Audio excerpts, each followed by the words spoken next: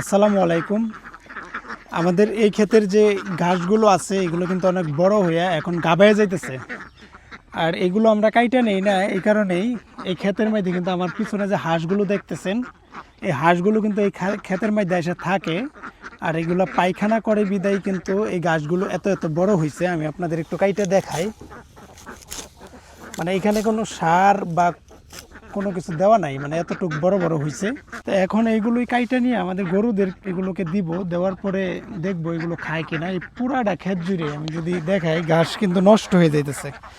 আমার পায়ের নিচে দেখতেছেন এই পুরা ক্ষেত জুড়া। তা আমি এগুলো কাইটা নিয়ে আমি আমাদের গরুগুলোকে দিব।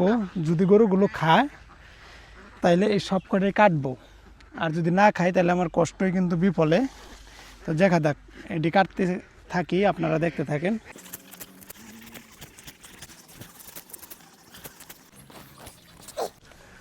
তো ঘাসগুলো আইনা দেওয়ার পরে আমাদের গরুগুলো কিন্তু খাওয়া শুরু করছে। তো এতদিন আমি কাইটে আনি নাই যে এগুলোর উপরে পায়খানা করছে, হাঁসে খায় কি না খায়। তো এখন কিন্তু আমাদের খড়ও শেষ, আর এখন ঘাস কাইটে দিলে যে ঘাস আছে আমরা মিনিমাম 1 মাস খাওয়াইতে পারবো। প্রতিদিন কাটলে একদিক দিয়ে আরেক দিক দিয়ে হয়ে যাব।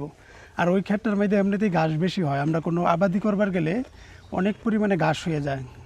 তো ঘাস নিরাইতে হয়। তো এবার কিন্তু কোনো আবাদি করি নাই, তো ঘাসই হইতেছে। তো সারটার মারি নাই, যেহেতু হাঁসে পায়খানা করতেছে।